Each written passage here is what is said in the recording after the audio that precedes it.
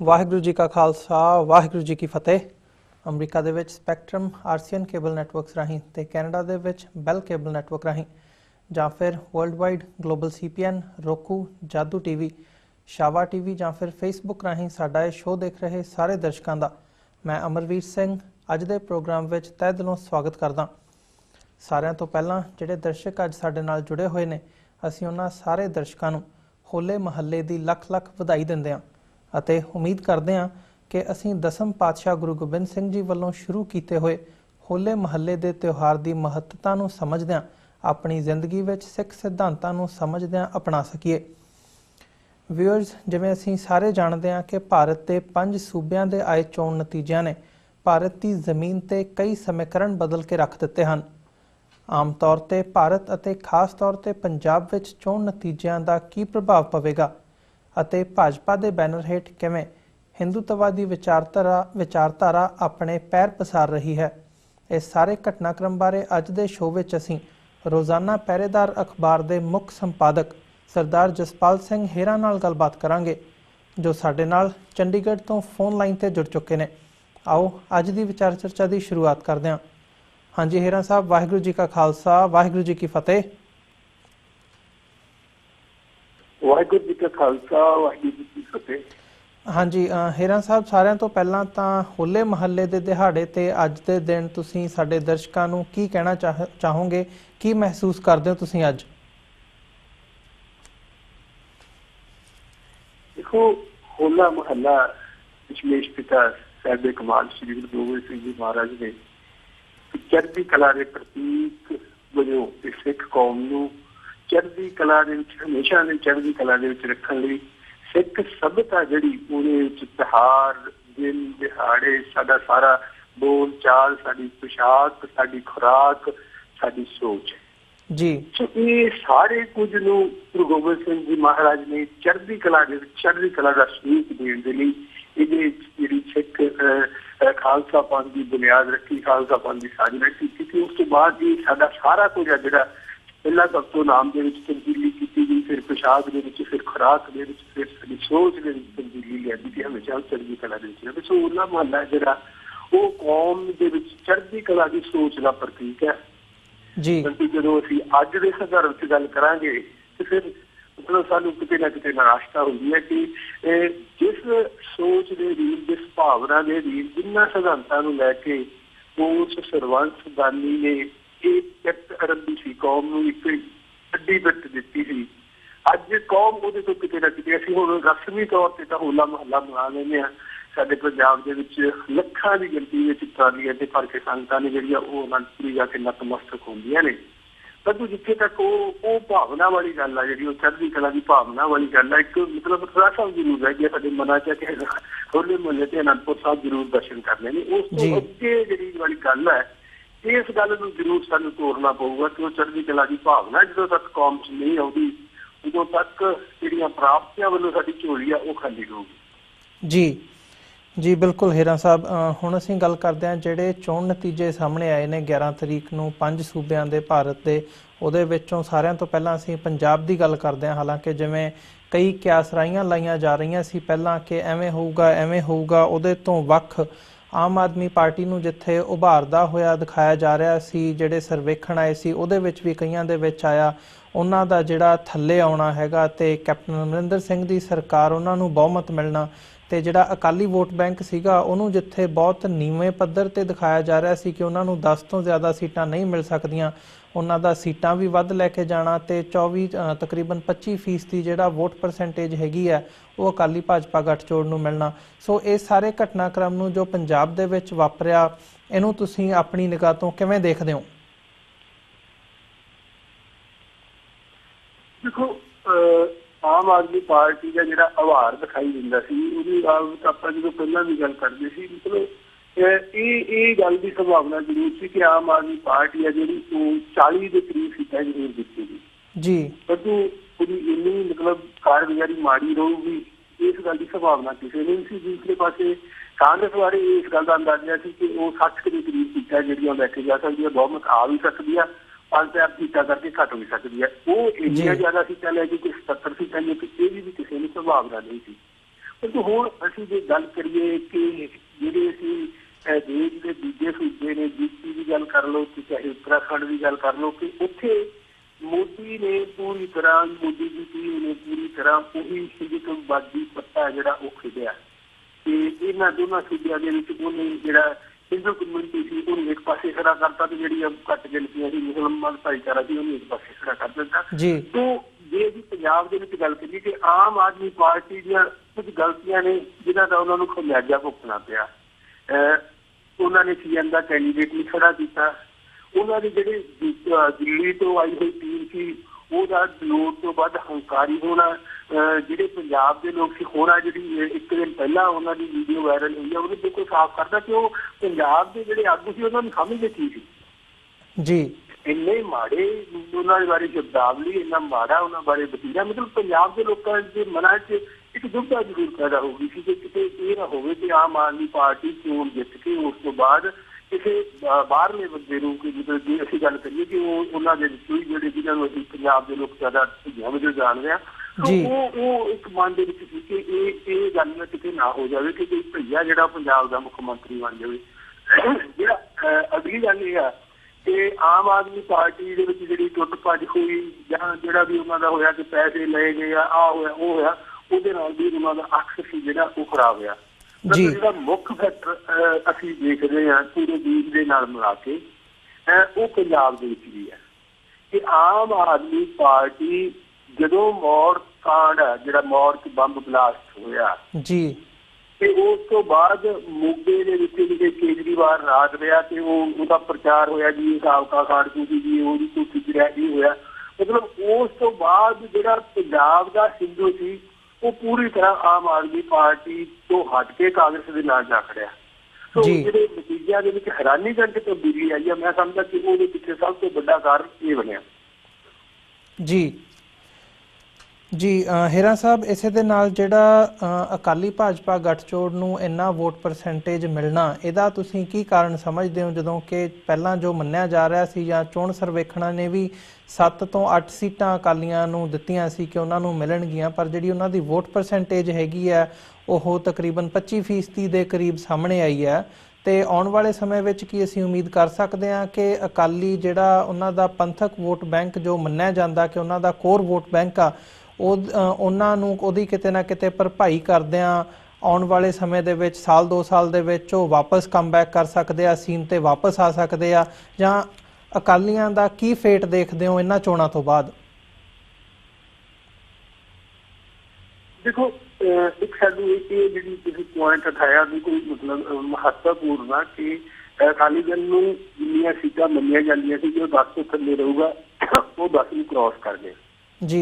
ਉਹਦੀ vote percent ਆ ਜਿਹੜੀ ਉਹ ਵੀ 25% ਦੇ ਆਸ-ਪਾਸ ਰਹੀ ਹੈ। ਸੋ ਇਹਦੇ ਵਿੱਚ ਅਸੀਂ ਸਭ ਤੋਂ ਵੱਡੀ ਗੱਲ ਇਹ ਆ ਕਿ ਅਕਾਲੀ ਦਲ ਦਾ ਜਿਹੜਾ ਵੱਡਾ ਆਧਾਰ ਆ ਉਹ ਪਿੰਡਾਂ ਦੇ ਵਿੱਚ ਜੀ। ਪਿੰਡਾਂ ਦੇ ਵਿੱਚ ਇੱਕ ਬੜੀ ਗੱਲ ਆ ਕਿ ਉੱਥੇ ਪਿੰਡ ਦੀ ਧੜੇਬੰਦੀ ਆ ਜਿਹੜੀ ਉਹ ਸਭ ਤੋਂ ਅਹਿਮ ਹੁੰਦੀ ਆ। ਉਹ ਪਾਰਟੀ ਦੇ ਪੱਧਰ ਤੋਂ ਵੀ ਉਹਦੀ ਗੱਲ ਇੱਕ ਵੱਖਰੀ ਹੁੰਦੀ ਆ ਕਿ ਪਿੰਡ ਦਾ ਇੱਕ ਧੜਾ ਇੱਕ ਪਾਸੇ ਆ ਤੇ ਦੂਜੇ ਧੜੇ ਨੇ ਦੂਜੇ ਪਾਸੇ ਜਾਣਾ ਹੀ ਆ, ਜੋ ਮਰਜ਼ੀ ਹੋਵੇ। ਦੂਜੇ ਪਾਸੇ ਇਹ ਹੈ ਕਿ ਅਕਾਲੀ ਦਲ ਦੇ ਸਰਪੰਚ ਨੇ ਇਸ ਵੇਲੇ ਟੋਟਲ ਤਕਰੀਬਨ ਜੇ ਅਸੀਂ ਗੱਲ ਕਰ ਲਈਏ ਕਿ 90 ਤੋਂ 95% ਪਿੰਡਾਂ 'ਚ ਅਕਾਲੀ ਦਲ ਦੀਆਂ ਪੰਚਾਇਤਾਂ ਨੇ, ਅਕਾਲੀ ਦਲ ਦੇ ਸਰਪੰਚ ਨੇ। ਇੱਕ ਉਹ ਵੋਟ ਬੈਂਕ ਜਿਹੜਾ ਉਹ ਗ੍ਰਾਂਟਾਂ ਦੇ ਨਾਲ ਇਹਨਾਂ ਨਾਲ ਜੁੜਿਆ ਹੋਇਆ, ਅਹੁਦਿਆਂ ਦੇ ਨਾਲ ਇਹਨਾਂ ਦੇ ਨਾਲ ਜੁੜਿਆ, ਉਹ ਅਸੀਂ ਮਤਲਬ ਇਹ ਜਿਹੜਾ 20 ਤੋਂ 25% ਵੋਟ ਬੈਂਕ ਆ ਜਿਹੜਾ ਕੋਈ ਸੱਤਾਧਾਰੀ ਧਿਰ ਸੀ, ਇਸ ਕਰਕੇ ਅਸੀਂ ਉਹ ਇਹਦੇ ਨਾਲ ਪੱਕੇ ਤੌਰ ਤੇ ਜੁੜਿਆ। ਪਿੰਡਾਂ ਦੀਆਂ ਧੜੇਬੰਦੀਆਂ ਕਰਕੇ, ਪਿੰਡਾਂ ਦੀਆਂ ਪੰਚਾਇਤਾਂ ਕਰਕੇ, ਜਾਂ ਜਿਹੜੇ ਹੋਰ ਅਹੁਦੇ ਦਿੱਤੇ ਗਏ ਆ, ਕੋਈ ਚੇਅਰਮੈਨ ਆ, ਕੋਈ ਕੀ ਆ, ਮਤਲਬ ਹਰ ਬੰਦੇ ਨੂੰ ਜਿਹੜੀ ਚੀਜ਼ ਲਾਈ ਗਈ ਆ ਉਹਦਾ ਪ੍ਰਭਾਵ ਆ ਜਿਹੜਾ ਉਹਦੇ ਕਾਰਨ ਇਹ ਇੰਨਾ ਕਰਿਆ। ਸੋ ਦੂਸਰੇ ਪਾਸੇ ਜਿਹੜੀ ਗੱਲ ਆ ਕਿ ਇਹਨਾਂ ਨੂੰ ਜਿਹੜਾ ਸੀਟਾਂ ਬਦਲਣ ਦੇ ਪਿੱਛੇ ਕਾਰਨ ਕੀ ਆ, ਉਹਦੇ ਪਿੱਛੇ ਕਾਰਨ ਇਹ ਆ ਕਿ ਆਮ ਆਦਮੀ ਪਾਰਟੀ ਦੀ ਜਿਹੜੀ, ਜਿਸ ਤਰ੍ਹਾਂ ਮੈਂ ਗੱਲ ਕੀਤੀ ਹੈ ਕਿ ਉਹ ਇੱਕ ਪੋਲਰਾਈਜੇਸ਼ਨ ਹੋ ਗਿਆ ਜਿਹੜਾ ਉਸ ਤੋਂ ਬਾਅਦ ਕਿ ਆਮ ਆਦਮੀ ਪਾਰਟੀ ਦੀ ਜਿਹੜੀ ਵੋਟ ਸੀ ਉਹ ਇਸ ਕਰਕੇ ਕਾਂਗਰਸ ਨੂੰ ਚਲੀ ਗਈ ਕਿ ਇੱਥੇ ਜਿਹੜਾ ਆਮ ਆਦਮੀ ਦਾ ਬੰਦਾ ਜਿਹੜਾ ਉਹ ਜਿੱਤੇ ਨਾ।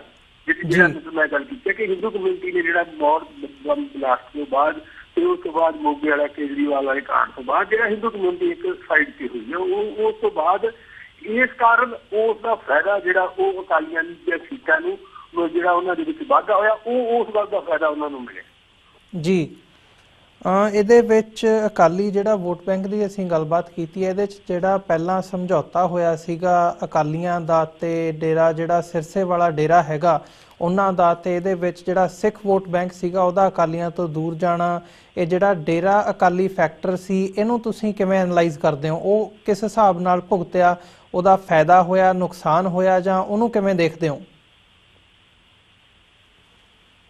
देखो ये गल बड़ी उभर के सामने आ गई है कि पंजाब जो सौदा साध वाला सिरसे वाला डेरी का जो रौला पाया जाता वोट बैंक को लैके स्ट्रैटजी है सौदा साध की अपनी वो महत्ता बना के रखने राजनीतिक आगू है जो उन्होंने अपने गुलाम बना के रखने उन्हें एक हौआ खड़ा करता। 2 बार नहीं इस बार 3जी बार ये गल सामने आ गई है कि सौदा साध ने जी हमायत की वो कभी सरकार नहीं बनी पंजाब के। ਹੁਣ ਇਹ ਮੰਨਿਆ ਜਾਂਦਾ ਕਿ ਸੌਦਾ ਸਾਹਿਬ ਹੈ ਜਿਹੜਾ ਉਹ ਮਾਲਵੇ ਬੈਲਟ ਹੈ ਜਿਹੜਾ ਉੱਥੇ ਪ੍ਰਭਾਵ ਆ, ਮਾਝੇ ਤੇ ਦੁਆਬੇ ਸੌਦਾ ਸਾਹਿਬ ਦਾ ਪ੍ਰਭਾਵ ਨਹੀਂ। ਤੁਸੀਂ ਦੇਖੋ ਕਿ ਅਕਾਲੀ ਦਲ ਨੂੰ ਮਾਲਵੇ ਚੋਂ 8 ਸੀਟਾਂ ਮਿਲ ਰਹੀਆਂ 69 ਚੋਂ, ਤੇ ਮਾਝੇ ਤੇ ਦੁਆਬੇ ਦੇ ਵਿੱਚੋਂ ਉਹਨੂੰ ਮਤਲਬ 25 ਤੇ 23 48 ਸੀਟਾਂ ਚੋਂ 60 ਸੀਟਾਂ ਮਿਲ ਰਹੀਆਂ ਨੇ। ਫਿਰ ਅਸੀਂ ਕਿਵੇਂ ਮੰਨ ਸਕਦੇ ਹਾਂ ਕਿ ਜੇ 15 ਸੀਟਾਂ ਅਕਾਲੀ ਦਲ ਨੂੰ ਆਈਆਂ ਨੇ ਉਹਦੇ ਪਿੱਛੇ ਸੌਦਾ ਸਾਹਿਬ ਦਾ ਕੋਈ ਪ੍ਰਭਾਵ ਹੋਊਗਾ? ਜੇ ਸੌਦੇ ਸਾਹਿਬ ਦੇ ਪ੍ਰਭਾਵ ਦੀ ਗੱਲ ਕਰੀਏ ਮੌੜ ਮੰਡੀ ਦੀ ਜਿਹੜੀ ਸੀਟ ਆ ਉਹ ਮਾਲਵਾ ਬੈਲਟ ਚ ਆ ਜੀ। ਹੈਲੋ ਹਾਂਜੀ ਹੀਰਾ ਸਾਹਿਬ।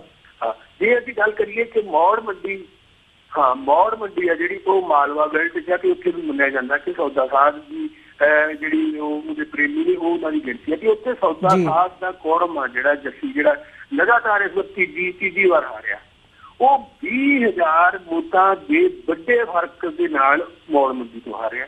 ਸੋ ਇਹ ਜਿਹੜੀ ਸੌਦਾ ਸਾਹਿਬ ਦਾ ਇੱਕ ਇਹਨਾਂ ਦਾ ਭਰਮ ਪਾਲਿਆ ਗਿਆ, ਮੈਨੂੰ ਲੱਗਦਾ ਕਿ ਉਹ ਲਗਾਤਾਰ ਇਸ ਵਾਰ ਤੀਜੀ ਵਾਰ ਵੀ ਟੁੱਟ ਗਿਆ ਕਿ ਪੰਜਾਬ ਦੀ ਚੋਣ ਰਾਜਨੀਤੀ ਨੂੰ ਡੇਰਾਵਾਦ ਪ੍ਰਭਾਵਿਤ ਨਹੀਂ ਕਰਦਾ ਜੀ। ਜੇ ਅਸੀਂ ਮਤਲਬ ਦੂਸਰੇ ਪਾਸੇ ਵੀ ਵੇਖੀਏ ਕਿ ਇਸ ਵਾਰ ਅੰਦਰੂਨੀ ਰੂਪ ਦੇ ਵਿੱਚ ਜਿਹੜਾ ਡੇਰਾਵਾਦ ਸੀ, ਚਾਹੇ ਉਹ ਸੌਦੇਗਾਹ ਵਾਲਾ ਸੀ, ਚਾਹੇ ਉਹ ਰਾਧਾ ਸਵਾਮੀਆਂ ਵਾਲਾ ਸੀ, ਤੇ ਚਾਹੇ ਕੋਈ ਹੋਰ ਹੈ ਜਿਹੜਾ, ਚਾਹੇ ਉਹ ਨਾਨਕ ਸਿੰਘ ਕੰਪਰ ਦਾ, ਚਾਹੇ ਉਹ ਧੁੰਮੇ ਵਾਲੇ ਨੇ, ਸਾਰੇ ਡੇਰੇਦਾਰ ਸੀ ਜਿਹੜੇ ਉਹ ਇੱਕ ਤਰ੍ਹਾਂ ਬਾਦਲ ਕਿਆ ਦੇ ਨਾਲ ਸੀ। ਪਰ ਉਸ ਦੇ ਬਾਵਜੂਦ ਦੇ ਨਤੀਜੇ ਸਾਡੇ ਸਾਹਮਣੇ ਆਏ ਆ, ਉਹ ਪੂਰੀ ਦੁਨੀਆ ਦੇ ਸਾਹਮਣੇ ਨੇ। ਜੀ ਬਿਲਕੁਲ।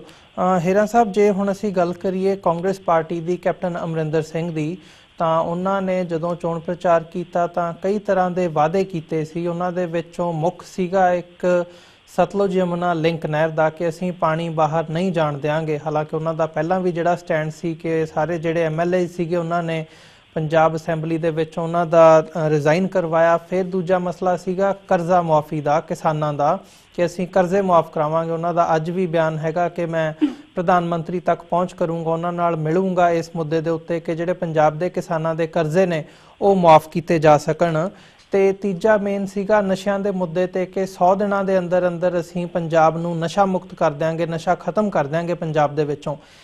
ਹੋਰ ਵੀ ਕਈ ਤਰ੍ਹਾਂ ਦੇ ਵਾਅਦੇ ਨੇ ਜਿਹੜੇ ਕੈਪਟਨ ਅਮਰਿੰਦਰ ਸਿੰਘ ਨੇ ਕੀਤੇ ਨੇ। ਸੋ ਇਹ ਜਿਹੜੇ ਵਾਅਦੇ ਨੇ, ਤੁਸੀਂ ਕੀ ਸਮਝਦੇ ਹੋ ਕਿ ਕੈਪਟਨ ਅਮਰਿੰਦਰ ਸਿੰਘ ਦੀ ਜਿਹੜੀ ਸਰਕਾਰ ਹੁਣ ਬਣਨ ਜਾ ਰਹੀ ਹੈ ਪੰਜਾਬ ਦੇ ਵਿੱਚ, ਉਹ ਕਿੰਨਾ ਕੁ ਸਫਲ ਹੋ ਸਕੇਗੀ ਇਹਨਾਂ ਵਾਅਦਿਆਂ ਨੂੰ ਗਰਾਊਂਡ ਦੇ ਉੱਪਰ ਇੰਪਲੀਮੈਂਟ ਕਰਨ ਦੇ ਵਿੱਚ ਤੇ ਇਹਨਾਂ ਨੂੰ ਅਮਲੀ ਜਾਮਾ ਪਹਿਨਾਉਣ ਦੇ ਵਿੱਚ? देखो साढ़े को दो तरह दिया है इस वे असं 2 कैटेगरी ने जो अमरिंदर ने वादे किए ने। एक तो वादे वो ने जोड़े आपके प्रशासनिक जो पद्धर आ अपनी दृढ़ इच्छा शक्ति स्ट्रोंग करके सख्त करके उन्होंने पूरा कर सकता। दूसरे वादे ने जोड़े आर्थिकता संबंधित ने, जोड़े पैसे संबंधित ने, जोड़े खजाने संबंधित ने, उस उन्होंने पूरे करना अज की तरीक जो कि पंजाब से 2.25 लाख करोड़ रुपये का कर्जा अज की तरीक वो सब दिखाई नहीं देते। वो जे की गल करिए पैसे पंजाब के श्री गुरु ग्रंथ साहब महाराज की जी निरंतर बयानी हुई है वो दोषियों फड़ना, जिन्हें पुलिस वाले ने गोली चला के सिंघां नूं शहीद किया उन्होंने सजा देना।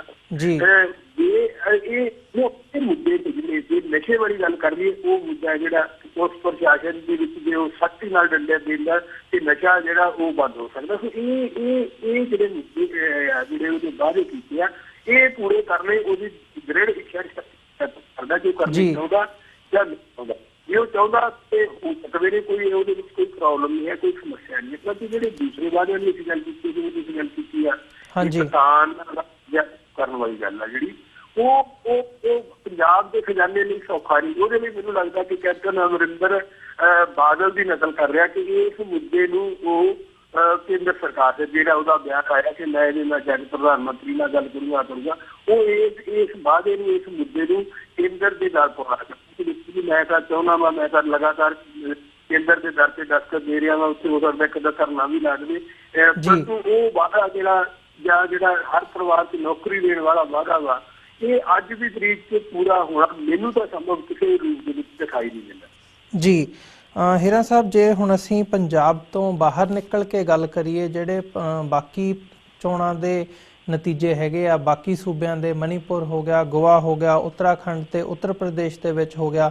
ਖਾਸ ਤੌਰ ਤੇ ਜੇ ਉੱਤਰ ਪ੍ਰਦੇਸ਼ ਦੀ ਗੱਲ ਕਰੀਏ, ਸਾਰਿਆਂ ਤੋਂ ਵੱਡਾ ਸੂਬਾ ਹੈਗਾ ਜਿੱਥੇ 403 ਜਿਹੜੇ ਆ ਉਹ ਮੈਂਬਰਸ ਚੁਣੇ ਜਾਂਦੇ ਆ ਅਸੈਂਬਲੀ ਦੇ ਲਈ। ਸੋ ਉੱਥੇ ਭਾਜਪਾ ਦਾ ਬਹੁਮਤ ਆਉਣਾ, ਉੱਤਰਾਖੰਡ ਦੇ ਵਿੱਚ ਆਉਣਾ ਤੇ ਮਣੀਪੁਰ ਤੇ ਜੋ ਗੋਆ ਦਾ ਰੁਝਾਨ ਹੈ ਉਹ ਵੀ ਹੁਣ ਸਾਡੇ ਸਾਹਮਣੇ ਆਇਆ। ਤੇ ਇਸ ਘਟਨਾਕ੍ਰਮ ਨੂੰ ਤੁਸੀਂ ਕਿਵੇਂ ਦੇਖਦੇ ਹੋ? ਭਾਜਪਾ ਦੀ ਜਿਹੜੀ ਓਵਰਆਲ ਇੰਡੀਆ ਦੇ ਵਿੱਚ ਹੈਗੀ ਹੈ ਪੈੜ ਵੱਧ ਰਹੀ ਹੈ, ਇਹਨੂੰ ਕਿਵੇਂ ਦੇਖਦੇ ਹੋ?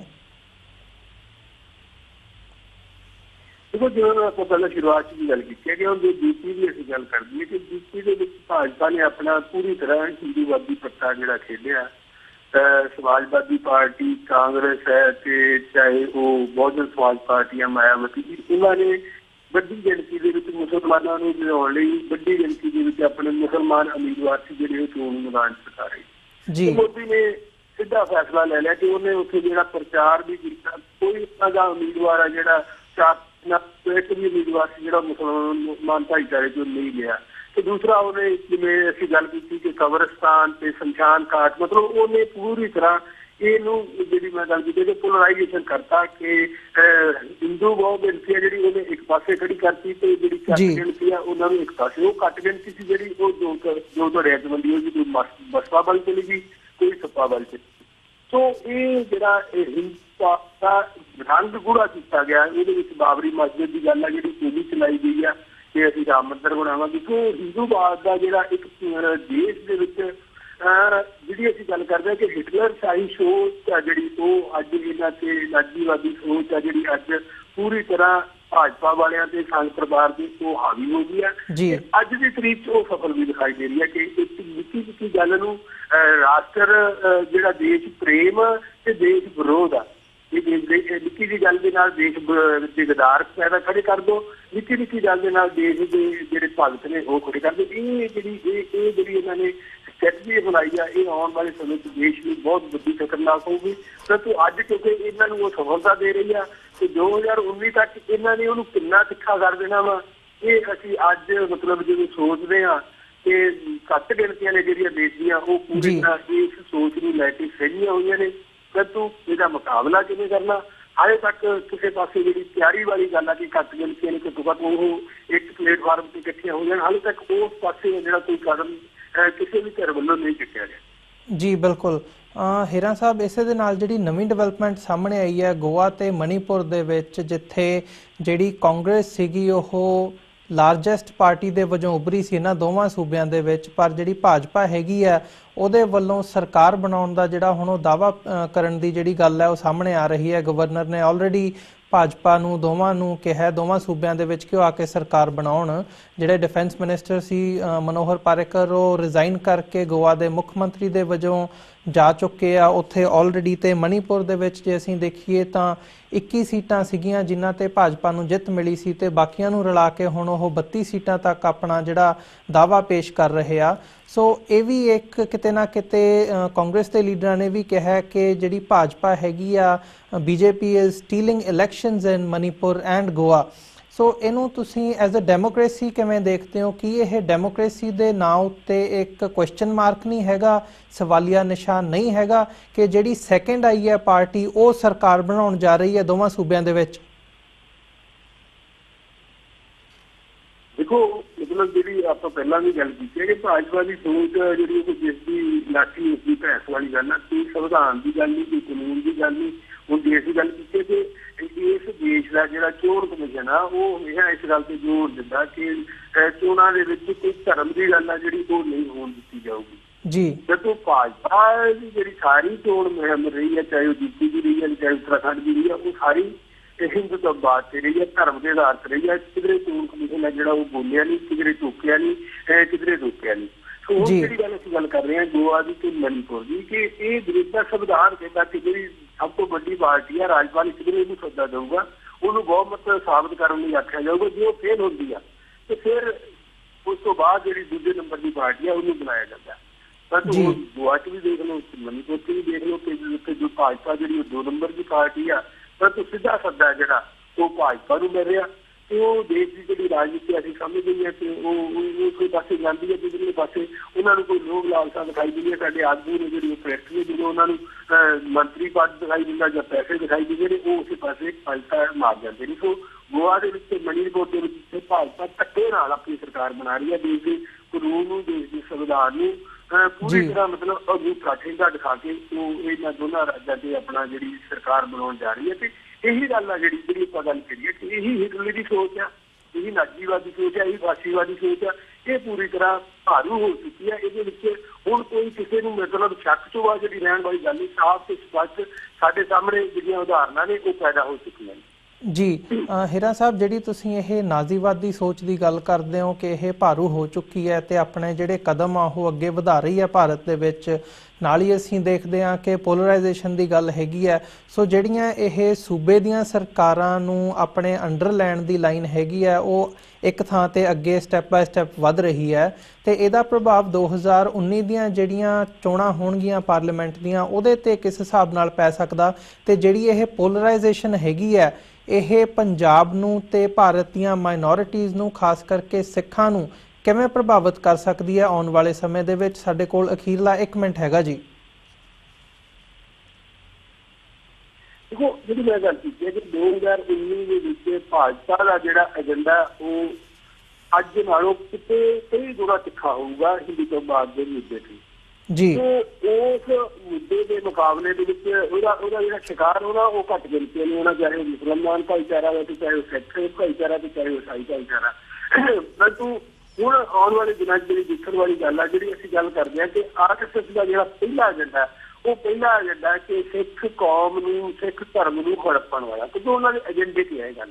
सो इस करके उस एजेंडे का मुकाबला करने के लिए क्योंकि अज जो असीं गल करते हैं कि पंजाब की राजनीति से सिख जी कोई लंब कर दी गई है जी। तो इस गल का प्रभाव आ जिहड़ा वो भी जिहड़ा उन्होंने एजेंडे का एक हिस्सा है कि पंजाब के विच सिख सियासत आ जिहड़ी वो पूरी तरह लंब कर दी है। सो आने वाले दिनों के विच जिहड़ी मैं गल की है कि एक तो जिहड़ियां देश दीयां घट गिणतियां ने उन्होंने सिर जोड़ना पऊगा, तो दूसरी गल जी साडी अपनी कौम दी सिख कौम आ जी उन्होंने भी एक जिहड़ा वो प्लेटफार्म जी तुसीं शुरू च गल कीती है कि दोबारा तो नहीं बादल के वापस आ जाएंगे जी, क्योंकि बादल क्या उन्होंने के पिछले पखंडा में शामिल है कि जो उन्होंने तो सत्ता कोई जाती है तो उन्होंने पंत भी तो गुरु ग्रंथ भी याद आ जाता तो फिर वो पखंड करके अगे आ जाते हैं। सो जे उन्होंने बादल क्या पंजाब की सियासत मुड़ के आने तो रोकना तो ये जरूरी है कि पंजाब के जी पंथक सियासत आ, पंथक चेहरा जी वो मजबूती नाल पैदा की जाए, वो गुरु सिद्धांतां सिख सिद्धांतां जिन्हां ते गुरु साहिबान ने इस धर्म की नींह रखी है और उन्होंने पहरेदारी भी करे उन्होंने रोशनी लैके इस पंजाब की धरती की जी सिख सियासत है प्रफुल्लित किया जाए। इस तो इलावा साडे कोल होर कोई दूसरा राह नहीं है जी। हीरा साहब तुहाडा बहुत बहुत धन्नवाद, तुसीं इन्हां सारे इशूज़ दे उपर अपना समा कढ के साडे दर्शकां दे नाल विचार साझे कीते आ। अज दे शो विच असीं तुहाडे कोलों इत्थे ही इजाजत चाहांगे जी। वाहिगुरू जी का खालसा, वाहिगुरू जी की फतेह। वाहिगुरू जी की फतेह जी। व्यूअर्स ਜਾਂਦੇ ਜਾਂਦੇ ਤੁਹਾਡੇ ਚਰਨਾਂ ਦੇ ਵਿੱਚ ਵੀ ਬੇਨਤੀ ਕਰਦੇ ਹਾਂ ਕਿ ਸਾਨੂੰ ਇਹ ਕਾਰਜ ਚੱਲਦਾ ਰੱਖਣ ਦੇ ਲਈ TV 84 ਤੇ ਜਿਹੜੀ ਅਸੀਂ ਗੱਲ ਕਰਦੇ ਹਾਂ, ਜਿਹੜੀ ਜਾਣਕਾਰੀ ਤੁਹਾਡੇ ਤੱਕ ਪਹੁੰਚਾਉਣ ਦੀ ਕੋਸ਼ਿਸ਼ ਕਰਦੇ ਹਾਂ, ਉਹਨੂੰ ਚੱਲਦਾ ਰੱਖਣ ਦੇ ਲਈ ਸਾਨੂੰ ਤੁਹਾਡੀ ਸਹਾਇਤਾ ਦੀ ਲੋੜ ਹੈਗੀ ਹੈ। ਤੁਸੀਂ ਸਾਡੀ ਵੈਬਸਾਈਟ www.tv84.tv ਤੇ ਜਾ ਕੇ ਸਾਨੂੰ ਮੰਥਲੀ ਡੋਨੇਸ਼ਨਸ ਦੇ ਲਈ ਪਲੇਜ ਕਰ ਸਕਦੇ ਹੋ। ਤੇ ਉਮੀਦ ਕਰਦੇ ਹਾਂ ਕਿ ਅੱਜ ਦਾ ਸ਼ੋਅ ਤੁਹਾਨੂੰ ਪਸੰਦ ਆਇਆ ਹੋਵੇਗਾ। ਇੱਕ ਵਾਰ ਫਿਰ ਦੱਸਦੇ ਹਾਂ, ਸਾਡੀ ਵੈਬਸਾਈਟ www.tv84.tv ਇਹਦੇ ਤੇ ਜਾ ਕੇ ਸਾਨੂੰ ਜ਼ਰੂਰ ਜਿੰਨਾ ਵੀ ਬਣਦਾ ਸਰਦਾ ਯੋਗਦਾਨ ਪਾ ਸਕਦੇ ਹੋ, ਵਿੱਤੀ ਸਹਾਇਤਾ ਦੇ ਸਕਦੇ ਹੋ, ਜ਼ਰੂਰ ਸਾਨੂੰ ਡੋਨੇਟ ਕਰੋ। ਅੱਜ ਦਾ ਸ਼ੋਅ ਅਸੀਂ ਇੱਥੇ ਹੀ ਸਮਾਪਤ ਕਰਦੇ ਹਾਂ। ਕੱਲ੍ਹ ਨੂੰ ਤੁਹਾਡੇ ਨਾਲ ਫਿਰ ਮੁਲਾਕਾਤ ਹੋਵੇਗੀ। ਇਜਾਜ਼ਤ ਦਿਓ। ਵਾਹਿਗੁਰੂ ਜੀ ਕਾ ਖਾਲਸਾ, ਵਾਹਿਗੁਰੂ ਜੀ ਕੀ ਫਤਿਹ।